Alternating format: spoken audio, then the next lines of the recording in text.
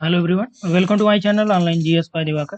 जैसा कि हमने पहले मेंशन किया था आप लोगों को कि हम लोग एनसीईआरटी की लाइव क्लास यहाँ पे देखेंगे। तो ये जो सेशन है ये लाइव तो नहीं रहेगा, लेकिन इसके बाद के जो सेशन होंगे वो आपको लाइव मिलेंगे। तो ये आपका प्रीमाइरिंग रहेगा इसमें, और वो भी आपका एज लाइव ही शो होता है। ठीक है, तो यहाँ पे हम लोग देखने वाले हैं ज्योग्राफी ऑफ इंडिया, यानी कि भारत का जो भौतिक पर्यावरण है। ये आपका है एनसीईआरटी। ठीक है, 11th क्लास की एनसीईआरटी है। और इस एनसीईआरटी में टोटल जो हम लोग देखने वाले हैं 11th क्लास का, ये भौतिक पर्यावरण का है। भौतिक पर्यावरण यानी कि भारत का। ठीक है, और स्पेशली आप इसे कह सकते हैं कि भारत का भूगोल। भारत का भूगोल का जो चैप्टर नंबर 1 है, इसके पहले हमने लगभग 3 से 4 वीडियो आप लोगों को प्रोवाइड कराए थे। वो एनसीईआरटी से तो एकदम श्योर पूरा पूरा नहीं था, तो इसलिए यहाँ पे हम लोग इसको स्टार्टिंग से देखेंगे, क्योंकि ये आपका पूरा पूरा एनसीईआरटी से एकदम आपका यहाँ पे देखिए ये किन किन एग्जाम के पॉइंट ऑफ व्यू से बहुत ही इंपॉर्टेंट होने वाला है। पहला तो ये जनरल स्टडीज के पर्पज से। दूसरा, आप यदि असिस्टेंट प्रोफेसर की तैयारी कर रहे हैं, ठीक है, या फिर आप जो आरपीएससी ग्रेड 1 या कॉलेज लेक्चरर की, या इसके अलावा आप एमपी वर्ग 1 की, ठीक है, या आप झारखंड एसएससी की बात कर रहे हैं, यूपी पीजीटी की बात कर रहे हैं, यानी कि कोई भी आप ज्योग्राफी उठाएंगे जीएस से लेके ऑप्शनल तक में हर जगह आपको भारत का भूगोल मिलेगा। और चूंकि एनसीईआरटी इसलिए आपके लिए ज़्यादा इंपॉर्टेंट हो जाती है, क्योंकि एनसीईआरटी से हूबहू प्रश्न पूछे गए हैं एग्जाम में।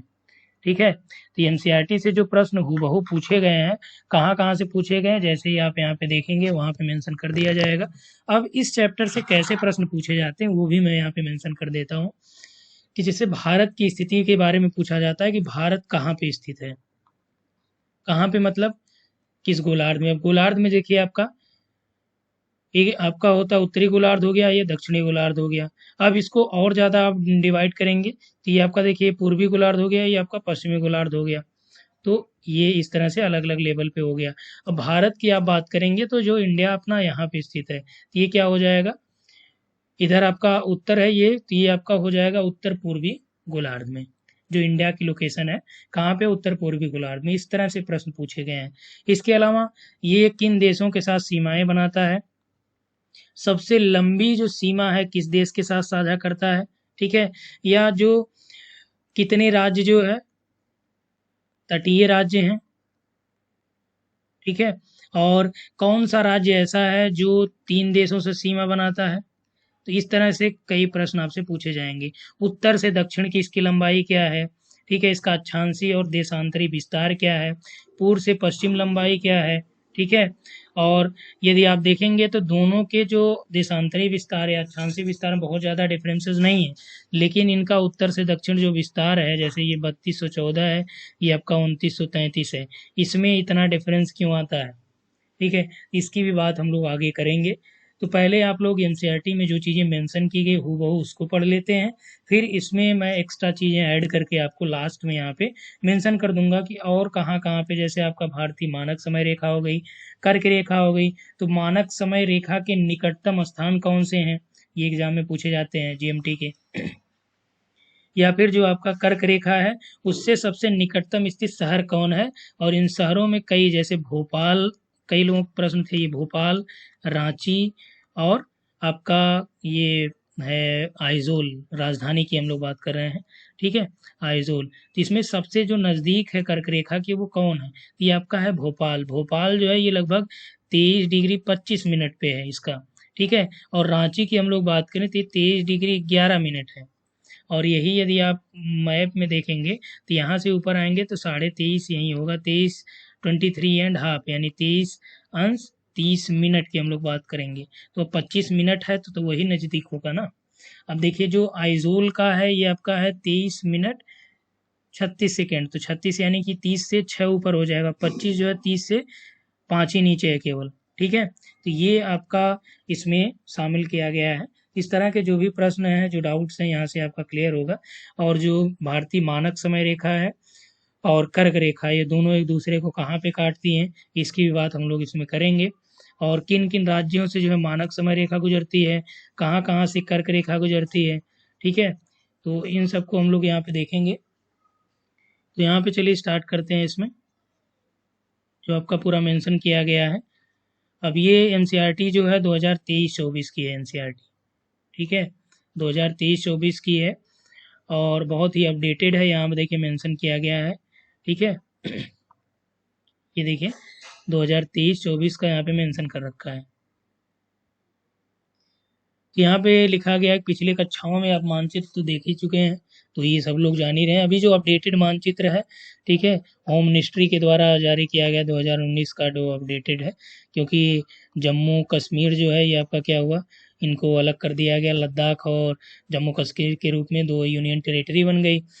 और आपका जो दादर नागर हवेली है और दमन दीव है, ठीक है, इन दोनों को भी मर्ज कर दिया गया। तो इससे क्या हो गया, इसको मर्ज करने से एक बन गया और इनको मर्ज करने से ये दो बन गए, ठीक है। तो जो अपडेटेड मैप है उसको भी हम लोग यहाँ पे देखेंगे। तो यहाँ पे दिया है कि ये अक्षांशीय और देशांतरी विस्तार आप कैसे ज्ञात करेंगे, इन सभी चीज़ों के बारे में। भारत की मुख्य भूमि उत्तर में कश्मीर से लेकर दक्षिण में कन्याकुमारी तक और पूर्व में अरुणाचल से लेकर पश्चिम में गुजरात तक फैली हुई है। भारत का जो सीमांत के अंतर्गत क्षेत्र है, इसके आगे समुद्र की ओर लगभग 12 समुद्री मील। तो 12 समुद्री मील का मतलब हो गया 21.9 किलोमीटर, या लगभग आप 22 किलोमीटर कह सकते हैं। तो जो भारत का सीमा, भारत के क्षेत्रीय सीमा के अंतर्गत जो समुद्र में भारत की सीमा है वो 12 समुद्री मील है, ठीक है। इसमें 12,200 समुद्री मील आगे आपको पढ़ने को मिलेंगे, ठीक है, उसके बारे में मैं मेंशन कर दूंगा। इसको थोड़ा सा जूम कर दिया जाए तो और ज़्यादा क्लियर होगा। तो यहाँ पे यही मेंशन किया गया। आप देखिए यहाँ पे दिया कि मानक मील के बारे में, ठीक है, मानक मील के बारे में यहाँ पे दिया गया जो, तो यहाँ से आप देख सकते हैं कि जो मानक मील होता है, ये एक मील में आपका 63,360 इंच दिखाया गया है। अब यही समुद्री मील में जो है 72,960 है। और यही आप किलोमीटर में बात करेंगे, यहाँ पे देखिए 1.6 किलोमीटर या 1.584। अब ये कैसे 6 हो गया, जब ये मान जैसे दशमलव के एक अंक के जैसे 5 है यहाँ पे, ठीक है, इधर आपका 8 है, ठीक है। यदि 5 से ऊपर है, 5 या 5 से ऊपर है, तो इसको आप निकटतम मान में 1.6 लिख सकते हैं। यही 8 की जगह यदि 5.4 होता तो केवल यहाँ पे 1.5 लिखा जाता, ठीक है। समुद्री मील की बात करें तो ये आपका होता है 1.8 किलोमीटर। मानक मील का मतलब ये धरातल पे हो गया दूरी 1 मील की, और ये हो गया समुद्रों में दूरी किसकी, 1 मील की, ठीक है। हमारे देश की दक्षिणी सीमा बंगाल की खाड़ी में 6 डिग्री 45 मिनट उत्तरी अक्षांश के द्वारा निर्धारित होती है। अब देखिए ये आपका इम्पोर्टेंट है, क्योंकि कई कई जगह आपको मिलता है 6 डिग्री 30 मिनट। अब यहाँ पे एनसीईआरटी में मेंशन किया गया है, तो आपको कुछ नहीं करना, बस एनसीईआरटी ने जो दे रखा है भैया आप वही याद रखो, ठीक है। मैं इसीलिए यहाँ पे मेंशन कर रहा हूँ कि एनसीईआरटी ने जो दे रखा है आपको वही याद रखना है, ठीक है। तो यहाँ पे एनसीईआरटी ने लिखा कि 6 डिग्री 45 मिनट उत्तर अक्षांश के साथ निर्धारित होता है। हम इतने बड़े अक्षांशीय और देशांतरी विस्तार के परिणामों का विश्लेषण करेंगे आगे। यहाँ पे है, यदि आप भारत के अक्षांशीय और देशांतरी विस्तार की गणना करें तो यह लगभग 30 है, ठीक है। आगे अभी मेंशन किया गया उसमें हम लोग बात कर लेंगे, ठीक है। 8 डिग्री 4 मिनट से जो आपका 37 डिग्री 6 मिनट है, ठीक है, तो वो आपका पूरा मेंशन किया गया है। तो पहले यहाँ पे थोड़ा सा देख लेते हैं, फिर आ जाते हैं उस पर। तो इन दोनों में जो डिफरेंसेज है, अक्षांशीय और देशांतरी विस्तार के बीच जो अंतर है लगभग ये 30 का है। जबकि उत्तर से दक्षिण जो इसकी वास्तविक दूरी कितनी है, 3214 है। इसके पहले हमने यही बात किया कि उत्तर से दक्षिण जो दूरी है इसकी 3214 किलोमीटर है, और पूर्व से पश्चिम तक इसकी जो दूरी है कितनी है, 2933 किलोमीटर है। इस अंतर का क्या कारण है, ये हमने आपको मेंशन किया कि जैसे ये आपका, इसका हम लोग विस्तार की बात करें तो ये आपका 8 डिग्री 4 मिनट से 37 डिग्री 6 मिनट ऑलमोस्ट होता है। और यही आपका जो देशांतरी विस्तार की बात करें, ये अक्षांशीय विस्तार 97 डिग्री 25 मिनट से लेके आपका कितना है, 68 डिग्री 7 मिनट। ये आपका पश्चिमी देशांतर, ये पूर्वी देशांतर हो गया, ये आपका पश्चिमी देशांतर में आएगा। तो हालांकि यदि हम लोग बात करें तो इन देशांतरों में ये आपका जो भारत क्या है केवल केवल किस में आ जाएगा, पूर्वी गोलार्ध में यहाँ पे आएगा तो ये पूर्वी देशांतर हो जाएगा। इधर आपका पश्चिमी गोलार्ध में आएगा तो पश्चिमी देशांतर होगा। तो ये आपका क्या है, ये दोनों आपके क्या है, पूर्वी में है यानी ईस्ट में है, तो इसमें पश्चिम आप मत करिएगा। अब ये आपका क्या है, ये 8 डिग्री 4 मिनट उत्तरी अक्षांश से, यहाँ से आपका 8 डिग्री 4 मिनट से ये आपका कितना है, 37 डिग्री 6 मिनट तक। अब यही कह रहा है कि यदि इन दोनों का अंतर हम लोग देखें तो यहाँ पे भी लगभग आपका 30 आ रहा है, और यहाँ पे भी 60 30 90 ऑलमोस्ट यहाँ पे भी कितना आ रहा है, 30 डिग्री आ रहा है, या अंतराल 30 का आ रहा है। तो इनके बीच जो उत्तर से दक्षिण या ये आपका जो पूर्व से पश्चिम दूरियों में देखिए यहाँ पे इतना ज़्यादा अंतराल क्यों आ रहा है, तो उसी की हम लोग बात करेंगे। तो इसका अंतर ये है कि जैसे जैसे ये देखिए जो देशांतर रेखा खींची जाती है तो ये आपका उत्तर से दक्षिण ये रहेगी। इसमें देखिए जो वेरिएशन है दिख रहा है आपको, यहाँ पे आके इनके बीच की जो दूरी हो गई, ये दो देशांतरों के बीच की दूरी ऊपर आके उच्च अक्षांशों पे कम, यही आपका इक्वेटर पे देखिए मैक्सिमम डिस्टेंस है इनके बीच की।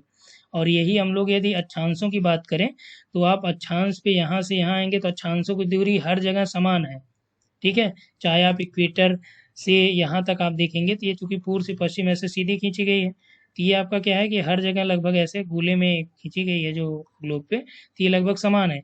लेकिन जो ऊपर से उत्तर से दक्षिण खींची गई है यहाँ पे, इनके बीच वेरिएशन है। ये जैसे जैसे आप ध्रुवों के निकट जाएंगे तो दो देशांतरों के बीच की जो दूरी है ये क्या होगी, घटती जाएगी। तो इसीलिए यहाँ पे कह रहा है कि उत्तर से दक्षिण की जो डिस्टेंस है ये 3214 है, लेकिन ये वाला जो डिस्टेंस है पूर्व से पश्चिम वाला ये आपका 2933 किलोमीटर आती है, ठीक है। आगे इसके बारे में और डिटेल जानेंगे, क्योंकि अक्षांश और देशांतर एक चैप्टर आप लोगों का होने वाला है, क्योंकि वो टीजीटी के सिलेबस में भी मेंशन किया गया है और वहाँ से प्रश्न पीजीटी में भी पूछे जाते हैं, ठीक है। तो यहाँ पे इतना आपका क्लियर हुआ। अब देखिए यहाँ पे एक चीज़ ये मेंशन किया गया है कि विश्व के देशों में आपसी समझ के तहत मानक यामोत्तर को 7 डिग्री 30 मिनट देशांतर के गुणक पर चुना जाता है। यही कारण है कि 82.5 यानी 82 डिग्री 30 मिनट पूर्व यामोत्तर को भारत की मानक यामोत्तर चुना गया है। भारतीय मानक समय ग्रीनविच माध्य से कितना जो है आगे है, 5.5 घंटे आगे है। कुछ ऐसे देश हैं जिनमें अधिक पूर्व पश्चिम विस्तार के कारण एक से अधिक मानक देशांतर रेखाएं हैं, जैसे यूएसए में जो है 6 समय कटिबंध है। इसी तरह से आपका रसिया की हम लोग बात करें तो आई थिंक यहाँ पे 11 के आसपास है। सबसे ज़्यादा जो टाइम जोन है कहाँ पे है, ये फ्रांस में है। अब यहाँ पे जो एक्स्ट्रा चीज़ें मेंशन की गई इसको देख लीजिए। प्रयोगात्मक में कह रहा है कि वहाँ आप पढ़िएगा अक्षांश देशांतर और समय के बारे में, ठीक है। अब यहाँ पे आपका दिया है कि यह अंतर इस तत्व पर आधारित है कि ध्रुवों की ओर जाते समय, आप देखिए वही मेंशन है ना, ये कलर जो है चेंज कर दे रहे हैं, रेड कर दे रहे हैं। कह रहा है कि यह अंतर इस तथ्य पर आधारित है कि ध्रुवों की ओर जाते समय दो देशांतर रेखाओं के बीच की दूरी क्या होती है, घटती जाती है, जबकि अक्षांश रेखाओं की दूरी हर जगह एक समान रहती है। तो हमने बताया कि जैसे आप ग्लोब लीजिए, इस पे आप अक्षांश रेखा खींचेंगे समान दूरी की है, लेकिन देशांतर आप खींचेंगे तो 90 डिग्री पे यहाँ पे क्या है, एक दूसरे से ये आपका मिल जाती हैं। तो यहाँ पे क्या है, जैसे जैसे आप ध्रुवों की ओर जाएंगे इनके बीच की डिस्टेंस है वो क्या होगी, घटती जाएगी। अक्षांश रेखाओं के मानों से ज्ञात होता है कि भारत का दक्षिणी हिस्सा उष्णकटिबंध में है और उत्तरी हिस्सा किसमें, उपोष्ण में है अथवा कोष्ण या शीतोष्ण में है। यह स्थिति देश में भूआकृति, जलवायु, मिट्टी के प्रकार, प्राकृतिक वनस्पति में जो भिन्नता पाई जाती है उसके लिए भी ये क्या है, उत्तरदायी है। तो यहाँ से आपका ये समझ में आया ना कि किस कारण से ये आपका 3214 हो गया और ये आपका 2933 हो गया, ठीक है। चलिए आगे आइए। अब हम देशांतरी विस्तार और भारत के लोगों पर उसके प्रभाव का अध्ययन करेंगे। तो जो देशांतरी विस्तार है उससे हम लोगों को क्या नुकसान है या क्या फ़ायदा है। देशांतर रेखाओं के मानों से स्पष्ट होता है कि इसमें लगभग 30 डिग्री का अंतराल है, जो हमारे देश के सबसे पूर्वी पश्चिमी भागों के समय में कितना, 2 घंटों का अंतर पैदा करता है। जैसे यदि कहा जाता है कि यहाँ पे अरुणाचल प्रदेश में या गुजरात में 5 बजे यदि सूर्योदय होगा तो अरुणाचल प्रदेश में जो है सूर्योदय कब होगा, तो इनके बीच जो है कितने घंटों का अंतराल है, 2 घंटों का। कैसे, क्योंकि यहाँ पे आपका देखिए 97 डिग्री 25 मिनट है ये, ये आपका 68 डिग्री 7 मिनट है। यदि इनके बीच अंतराल देखेंगे तो 30 डिग्री देशांतर रेखाओं का, तो एक देशांतर में जो टाइम का वेरिएशन होता है एक देशांतर का, ये 4 मिनट का होता है। तो 30 डिग्री में कितना हो जाएगा, 4×3=12, 120 मिनट हो जाएगा। अब 120 मिनट का घंटों में चेंज करेंगे तो 2 आवर हो जाएगा, यानी 2 घंटे। ठीक है। और यहाँ पे समझिए कि अरुणाचल प्रदेश भारत का सबसे जो पूर्वोत्तर बिंदु है, पूर्व में स्थित है, ये आपका किवीथु है। कहीं कहीं आपको मिलेगा किवीथु या वलांगू, दोनों आप लिखिएगा। और पश्चिम में आप आएंगे इधर गुजरात की तरफ, ये आपका सरक्रिक है, या इसके अलावा यहाँ पे गौर माता है। ये दोनों ध्यान रखिए, क्योंकि एग्जाम में पूछे गए प्रश्नों में किवीथु वलांगू दोनों कई बार पूछे गए हैं। दोनों एक साथ नहीं देंगे, एक एक करके देगा। ठीक है। यहीं तट रेखाओं की लंबाई की हम लोग बात करें तो ये 7516.6 है। और पूरा जो स्थलीय सीमा की लंबाई भारत की 15,200 है। और यदि आप इसको एग्जैक्ट मिलाएंगे जो होम मिनिस्ट्री का डेटा है उससे, तो ये 15,106 किलोमीटर है। ठीक है। और यही आप दक्षिणतम बिंदु की बात करें तो दक्षिणतम बिंदु में जो मुख्य भूमि का दक्षिणतम बिंदु है, ये क्या है, ये कन्याकुमारी है। प्रश्न आपसे पूछा जाएगा कि भारत के मुख्य भूमि का जो दक्षिणतम बिंदु है कौन सा है, तो कन्याकुमारी या केप ऑफ कमोरिन है। और यही आपका जो सबसे उत्तरतम बिंदु होगा क्या होगा, ये आपका इंदिरा कोल होगा। ठीक है, क्या होगा, इंदिरा कॉल होगा, जो आपका लद्दाख वाले क्षेत्र में है। तो ये चीज़ों को आप ध्यान रखिएगा, उत्तरतम और दक्षिणतम, पूर्वतम और पश्चिमतम। ठीक है। इसके अलावा दक्षिणतम में जो भारत के मुख्य भूमि का दक्षिणतम हो गया कन्याकुमारी है। और संपूर्ण भारत क्षेत्र का जो दक्षिणतम है ये आपका इंदिरा पॉइंट है। क्या है, इंदिरा पॉइंट है, ध्यान रखिएगा। सबसे दक्षिणतम जो है ये आपका इंदिरा पॉइंट है। और भारत की जो खोज की है, यानी कि ये आपका वास्को डी गामा ने किया था। तो सर्वप्रथम यानी भारत पहुंचने वाले जो नाविक थे, पुर्तगाली नाविक जो है ये वास्को डी गामा थे। ये 20 मई 1498 को जो है अब्दुल मजीद नामक जो गुजराती इनका गाइड था, उसी के सहारे ये कालीकट के राजा जो जमोरिन थे, यानी कालीकट बंदरगाह पे पहुंचे। और जमोरिन ने इनका काफ़ी तहे दिल से स्वागत भी किया था। ठीक है। चलिए यहाँ पे आ जाते हैं, ये आपके पास मैप है, मैप को पूरा जूम कर देते हैं। यहाँ पे आपको दिख रहा होगा पूरा, ये आपका इंडिया का मैप है। और इसमें देखिए आपका ये पहले मेंशन कर दिया गया, ये आपका क्या है, ये जम्मू कश्मीर है, ये आपका लद्दाख है, ये क्या है, ये यूनियन टेरिटरी है, यानी संघ शासित क्षेत्र हैं। और यहाँ पे देखिए जम्मू कश्मीर की राजधानी श्रीनगर, लद्दाख की आपकी लेह है। ठीक है। और यहाँ पे आपका जो दादर नागर हवेली है, ये आपका दमन दीव है, यहाँ पे आपका दादर नागर हवेली है। ठीक है। दोनों को क्या किया गया, मर्ज कर दिया गया है, और दोनों को एक संघ शासित क्षेत्र में परिवर्तित कर दिया गया है। ठीक है।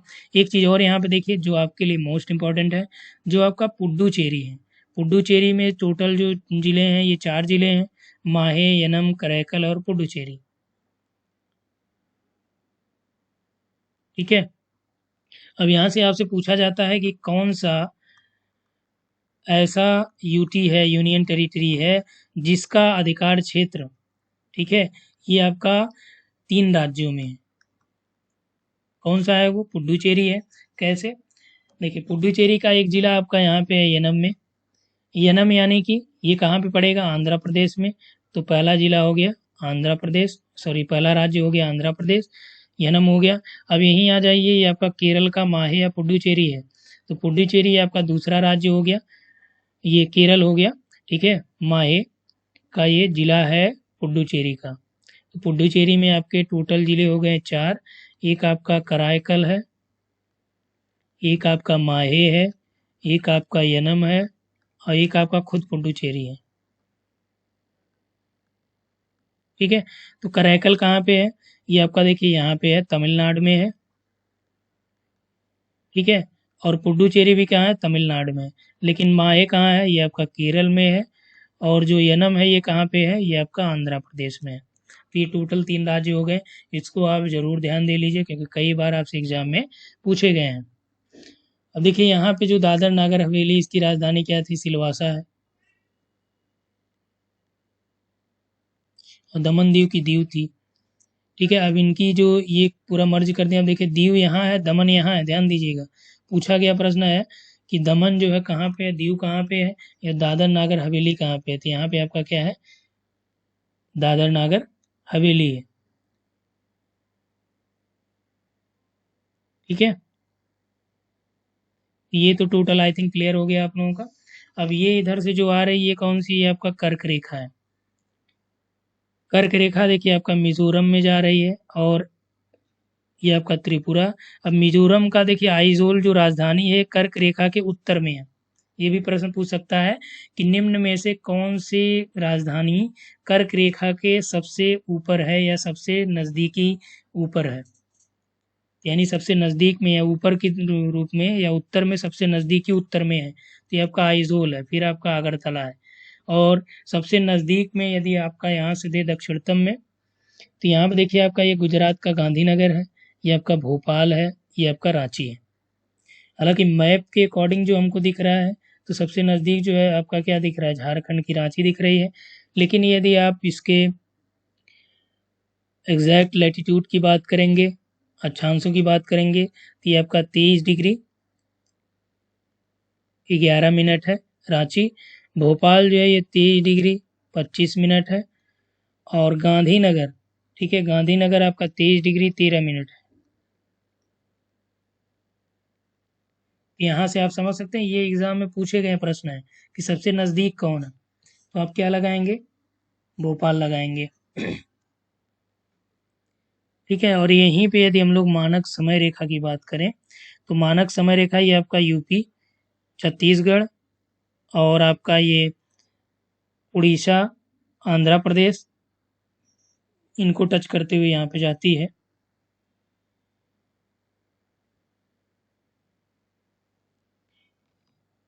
ठीक है, और यहाँ पे देखिए भारत की हम लोग बात कर रहे हैं, तो भारत के जलीय जीवों के या इसके प्रतीकों की बात कर लेते हैं।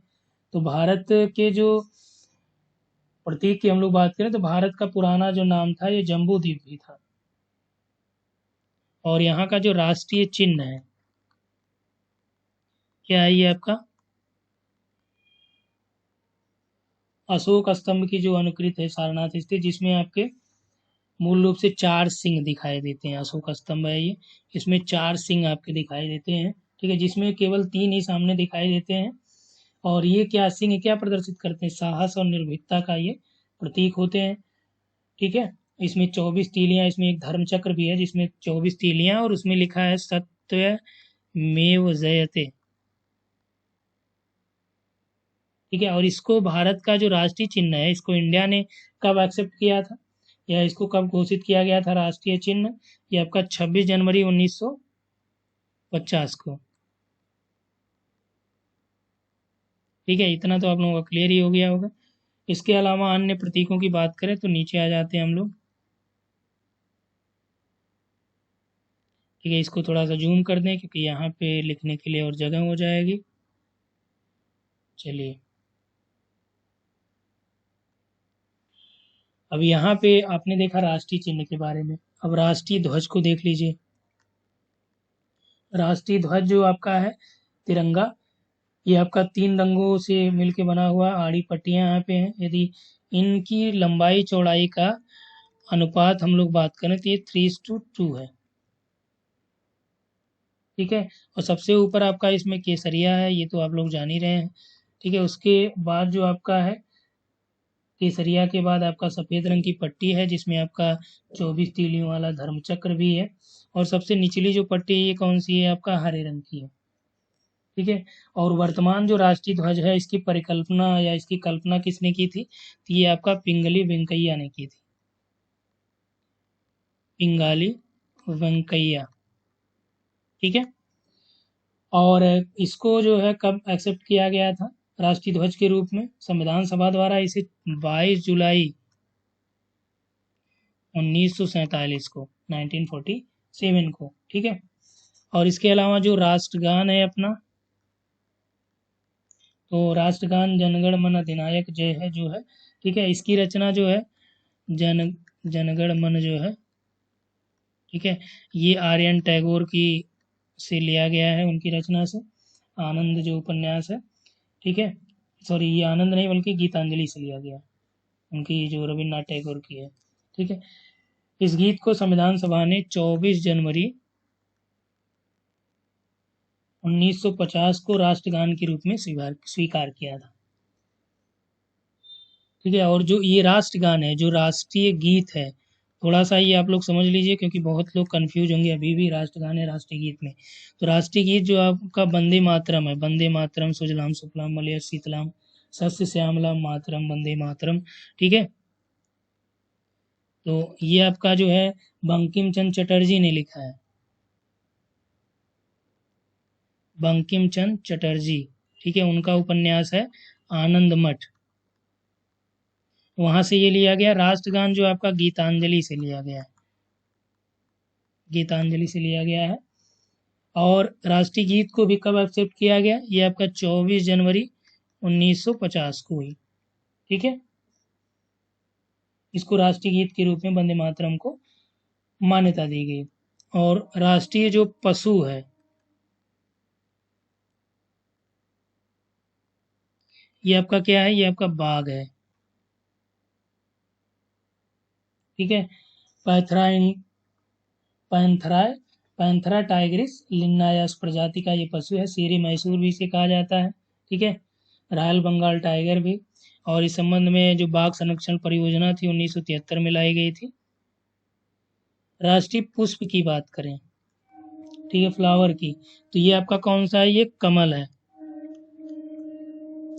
ठीक है। पक्षी की बात करें, जो राष्ट्रीय पक्षी है, तो पक्षी आपका कौन सा है, मोर है, मयूर, ठीक है। ये जो है ब्लू पिकॉक है जिसे अंग्रेजी में कहा जाता है। और ये किसका वाहन है, कार्तिकेय जी का, भगवान कार्तिकेय का वाहन है। और जो भारत की जलीय जीव है, ये क्या है, ये आपकी डॉल्फिन है, गंगा डॉल्फिन, ठीक है। डॉल्फिन में गंगा डॉल्फिन, इसे 2009 में राष्ट्रीय जलीय जीव घोषित किया गया था, क्योंकि ये गंगा नदी के पानी को शुद्ध करने में भी अपना योगदान देती है। और जो राष्ट्रीय स्मारकों में बात करें तो इंडिया गेट जो है, ये देश का सबसे बड़ा युद्ध स्मारक भी है, जिसे प्रथम विश्व युद्ध के बाद जो है सैनिकों की याद में बनाया गया था। और जो इंडिया गेट है, आप दिल्ली जाएंगे वहाँ देखेंगे, इंडिया गेट का जो शिल्पकार है वो कौन सा था, ये लुटियंस थे, ठीक है, एडविन लुटियंस, जो आपके संसद भवन वाले हैं। और राष्ट्रीय वृक्ष की बात करें हम लोग तो आपका क्या है, बरगद है, ठीक है। इसको क्या करिए आप लोग नोट डाउन भी कर सकते हैं, या मैक्सिमम आप लोगों को सबको याद ही होगा। इसमें बहुत सारा नया चीज़ तो नहीं है, लेकिन कुछ आपको एक्स्ट्रा चीज़ें जरूर यहाँ पे मिलेंगी, ठीक। अब चूंकि बरगद को राष्ट्रीय वृक्ष के रूप में इसे स्वीकार किया गया, ये काफ़ी बड़ा भी होता है, और ये रात में क्या करता है, ऑक्सीजन छोड़ता है। जनरली जो है ये पौधे क्या करते हैं कि वो आपके CO2 जो है करते हैं, लेकिन ये आपका राष्ट्रीय फल की हम लोग बात करें तो राष्ट्रीय फल जो है आपका क्या है, वो आम है, ठीक है, मैंगो, मैग्नीफेरा इंडिका जिसे कहा जाता है, जिसमें विटामिन A, C, D ये सब प्रचुर मात्रा में पाए जाते हैं। पंचांग की बात करें तो ये आपका जो पंचांग है, ये आपका शक संवत है, ये आपका राष्ट्रीय पंचांग है, ध्यान रखिएगा, ठीक है। इसको कब एक्सेप्ट किया गया, इसको आपको, ये आपका 22 मार्च 1957 को एक्सेप्ट किया गया था। और मुद्रा की बात करें तो ये आप लोग जान ही रहे हैं, कुछ नहीं करना है, इसमें रुपया है आपका। अब एक चीज़ इसमें, एक चीज़ आपने देखा होगा, रुपए का जो फिगर है इस तरह से बनाया जाता है। अब रुपए का जो ये चिन्ह है, ये किसके द्वारा दिया गया, तो ये आपका D उदय कुमार ने दिया था, ठीक है, D उदय कुमार ने ये दिया था। और रुपए का जो पहली बार प्रयोग किया गया था, ये किसने किया था, तो रुपए का पहली बार जो प्रयोग आपके किए थे, ये शेरशाह सूरी ने किया था, ठीक है। उसने अपने शासनकाल में रुपया शब्द का उपयोग किया था। और यहाँ पे राष्ट्रीय नदी जो है आपकी, ये है कौन सी, गंगा नदी है, राष्ट्रीय नदी है, ठीक। और विरासत पशु, अब पशु, राष्ट्रीय पशु आपने देखा बाघ, लेकिन यहाँ पे विरासत पशु का जो है ये आपका हाथी है, विरासत पशु जो है हाथी है, ठीक है, हाथी के संदर्भ में जो संरक्षण परियोजना चालू की गई 1992 में चालू की गई थी। और राष्ट्र जो भाषा है ये आपका जो है अनुच्छेद 343 में है। ठीक है, उसके अनुसार जो भारत की जो गणराज्य की राष्ट्र भाषा या राजभाषा है ये हिंदी है, और देवनागरी लिपि जो है ये देवनागरी तय की गई थी। तो संविधान सभा द्वारा कुल 22 भाषाओं की स्वीकृति है। ठीक है, अब यहाँ से एक और है, वो लास्ट है। खेल की बात करें तो राष्ट्रीय खेल आपका यहाँ पे हॉकी है। ठीक है, तो इतना तो आप लोगों का क्लियर हो गया, आई थिंक इतना तो काफ़ी हो गया। अब यहाँ पे देखिए, अब इसको जूम आउट कर दे रहे हैं क्योंकि और सारी चीज़ें यहाँ पे आपको बतानी है। चलिए, अब देखिए यहाँ पे आपको यदि इंडिया से ये पूरा शो किया गया है, जो भारत की स्थिति है ये पूर्वी जगत की बात कर रहा है। अब देखिए यहाँ पे आपका क्या है, ये अफ्रीका है। अभी देखिए ये आपका सोमालिया वाला ये वाला पूरा रीजन जो है ये टूट रहा है। ठीक, ये आपका लाल सागर है।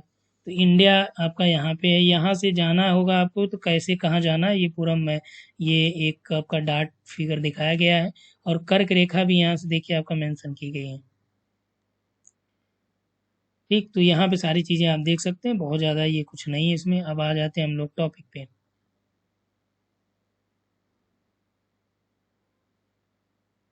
चलिए, अब यहाँ से आपका कोर ज्योग्राफी जो इंडिया की थी सबसे ज़्यादा पूछे जाने वाले प्रश्न आपके यहाँ से होते हैं। चलिए, इसमें दिया है कि भारत का जो क्षेत्रफल है कितना है, 32,87,000। ठीक है, तो इसमें आपका जो मेंशन किया गया है कि 32.8 ये आपका वर्ग किलोमीटर है।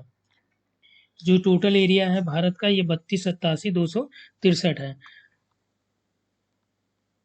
ये जो है आप मोबाइल नंबर की तरह याद कर लीजिएगा, 32,87,263। कई बार इंटरव्यू में आपसे पूछ दिए जाते हैं डायरेक्ट। और जो विश्व का स्थलीय धरातल यानी कि टोटल विश्व में जो 100% भूभाग है धरातली, उसका 2.4% जो है एरिया इंडिया लेता है। पॉपुलेशन की बात करेंगे तो 16.6 है, 17.6 है ये आपका।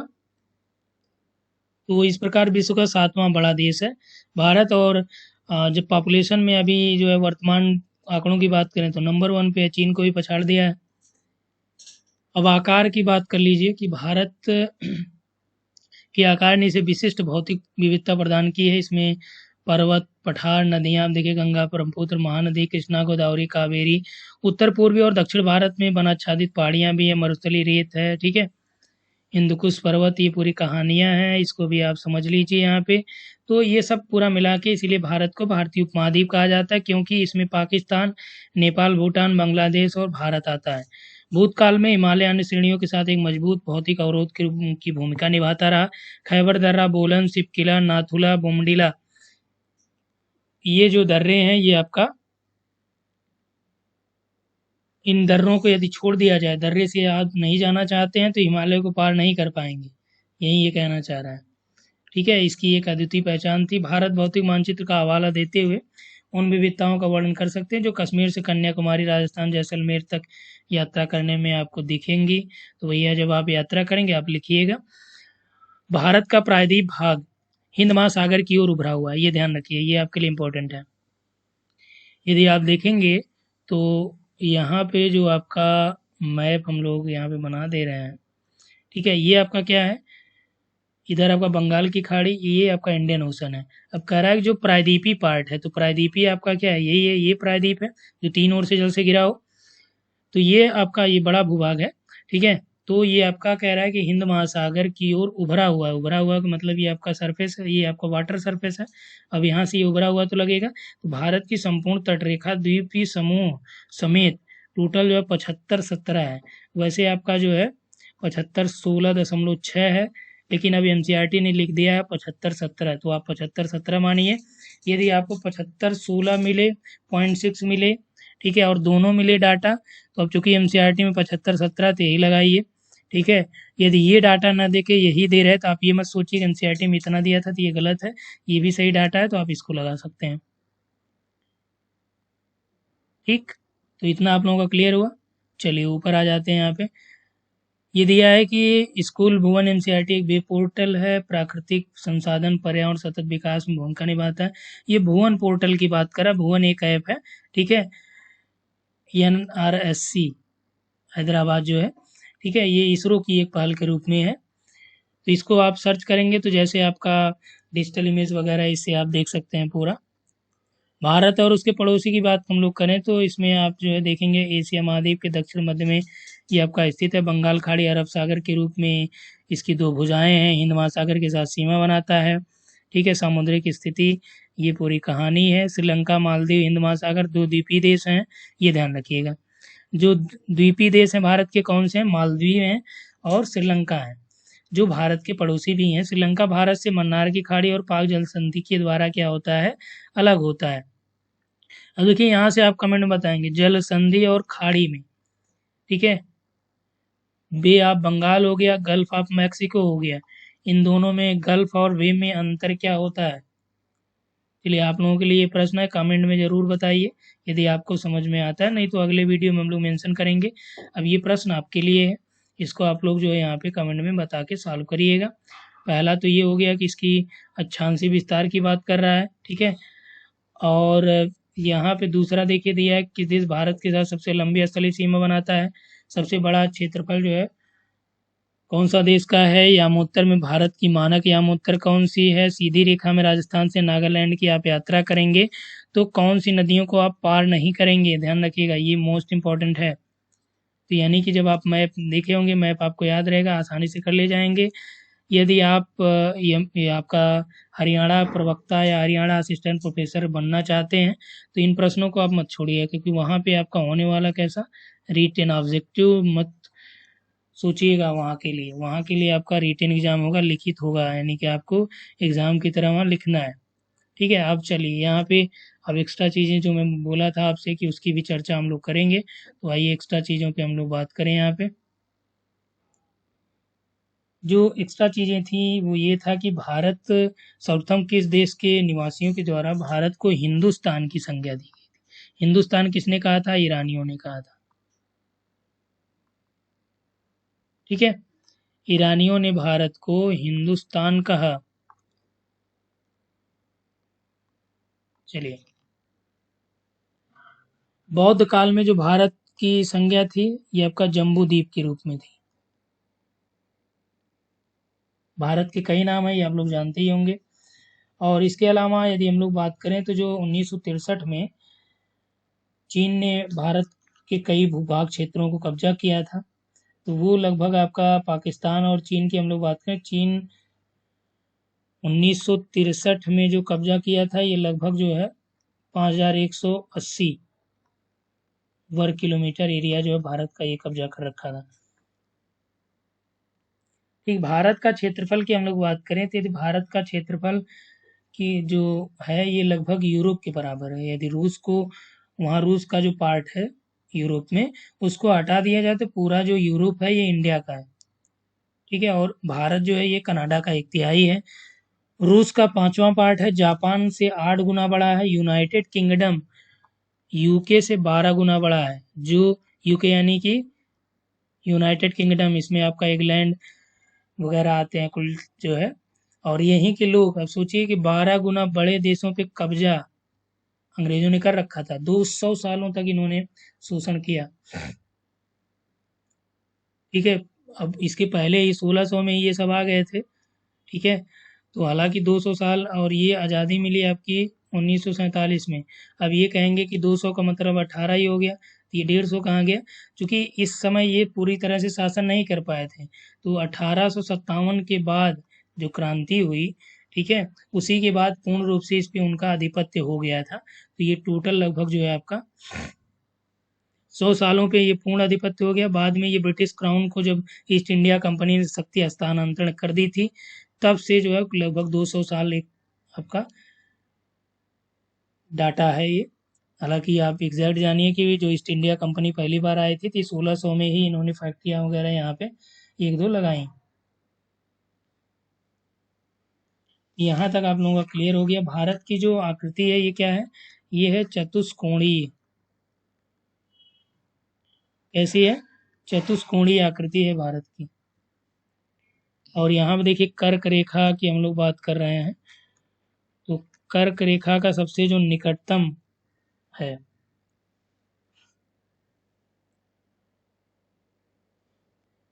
तो इसमें आपका यदि राज्यों की पहले बात कर लीजिए, कर्क रेखा में कितने राज्य आपके आ जाएंगे। ठीक है, टोटल 8 राज्यों की हम लोग बात कर रहे हैं। एक आपका गुजरात, फिर आपका राजस्थान, जैसे गुजरात से आगे आएंगे आप, राजस्थान आपको मिलेगा। ठीक है, राजस्थान से आगे आप बढ़ेंगे, आपका एमपी है, मध्य प्रदेश। मध्य प्रदेश से आगे आप आएंगे छत्तीसगढ़ में जो है, और छत्तीसगढ़ से आगे आप आएंगे तो झारखंड में भी आपका कर्क रेखा है, क्योंकि यहाँ की राजधानी रांची जो है निकटतम में है इसके। और झारखंड के बाद आपका यहाँ पे आ जाता है पश्चिम बंगाल। ठीक है, पश्चिम बंगाल से आगे निकलेंगे तो आपका यहाँ पे है त्रिपुरा, और त्रिपुरा से आगे निकलेंगे तो आपका आ गया क्या? मिजोरम। ठीक है, तो ये आपके क्या है? कर्क रेखा के निकटतम, ये कर्क रेखा पर स्थित जो है राज्य हैं। और इसमें सबसे नज़दीक जो आपका राजधानी है वो कौन सी है? वो मध्य प्रदेश की भोपाल है। यदि ऑप्शन, अब देखिए छत्तीसगढ़ का, ये झारखंड का जो रांची है ये दूसरी निकटतम हो जाएगी। इसके अलावा गुजरात का जो गांधीनगर है ये भी आपका निकटतम में ही है। लेकिन यदि गांधीनगर और रांची की बात करें तो इसमें सबसे निकटतम आपका इन दोनों में ये है, क्योंकि इसका 23 डिग्री 13 मिनट है, इसका 23 डिग्री 11 मिनट है। ठीक है, तो ये आप ध्यान रखिएगा। इसके अलावा मानक रेखा की हम लोग बात करें, मानक रेखा, तो ये आपका 82.5 यानी कि 82 डिग्री 30 मिनट है ये। ठीक है, और ये आपका यूपी, और आपका ये एमपी, छत्तीसगढ़, उड़ीसा और आंध्र प्रदेश, टोटल कितने राज्य हो गए? 5 राज्यों से ये होके गुजरती है। ठीक है, और ये एक दूसरे को, जो कर्क रेखा और मानक समय रेखा एक दूसरे को कहाँ पे काटती हैं? तो ये आपका छत्तीसगढ़ में काटती हैं। ठीक है, कहाँ पे काटती हैं? छत्तीसगढ़ में काटती हैं, तो इसको आप ध्यान रखिएगा यहाँ पे। और टोटल सीमाओं की हम लोग बात करें तो भारत में, अभी हमने शुरुआत में ही आपको बताया कि ज़्यादातर प्रश्न आपसे यहाँ से पूछे जाते हैं कि सबसे ज़्यादा जो देशों से एक सीमा बनाती है कौन से देश हैं, तो आपका इसमें जो है बांग्लादेश से भी 5 राज्यों की सीमा बनती है। बांग्लादेश से भी 5 राज्य, पश्चिम बंगाल, असम, त्रिपुरा, मेघालय, मिजोरम, और आपका चीन से भी 5 राज्य हो गए। अब राज्य में देखिए 5 राज्य कैसे चीन से? चीन से यदि आप फिगर में यहाँ पे आ जाएंगे,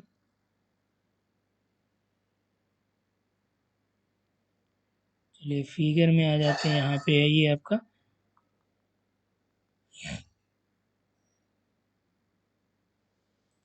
तो एक तो आपका यहाँ पे देखिए राज्यों में आपका 1 नंबर पे हो गया हिमाचल, इधर देखिए आपका यूनियन टेरिटरी हो गया 2, और ये आपका हो गया 3 उत्तराखंड। ठीक है, फिर आपका इधर आ जाइए, ये सिक्किम भी है इसमें, 4 हो गया, और ये आपका अरुणाचल प्रदेश हो गया 5। ठीक है, और इसमें मैं बात कर रहा था कि जो भारत और बांग्लादेश की सबसे लंबी जो सीमा भारत साझा करता है किस देश से? बांग्लादेश से। ये कितना है? तो बांग्लादेश से जो सीमा सा, इसको नोट डाउन कर लीजिएगा, सीमा साझा किया जाता है ये 4096.7 है। ठीक है, और चीन से जो साझा करता है कितना है? 3488 किलोमीटर है। और आपका जो पाकिस्तान से सीमा साझा करता है ये 3323 है। और नेपाल से जो साझा करता है कितना? 1751 है। और जो म्यांमार से सीधा साझा करता है ये 1643 है। और भूटान से ये आई थिंक 699 किलोमीटर है। और अफगानिस्तान से जो है ये लगभग 106 किलोमीटर है। ठीक,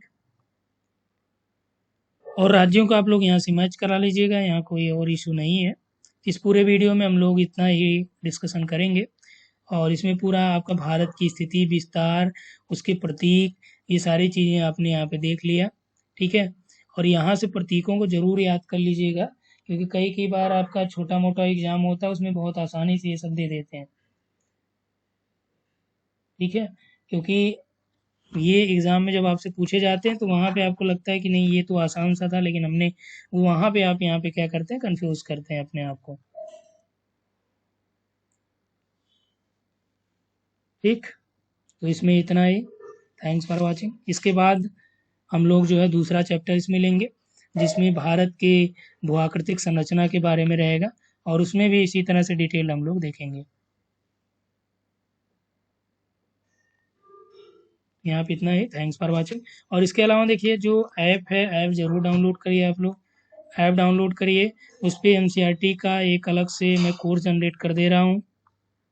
ठीक है, एनसीईआरटी का जो इस पे कोर्स मिलेगा, उसमें आपका टोटल जो है वीडियो लेक्चर ही रहेगा।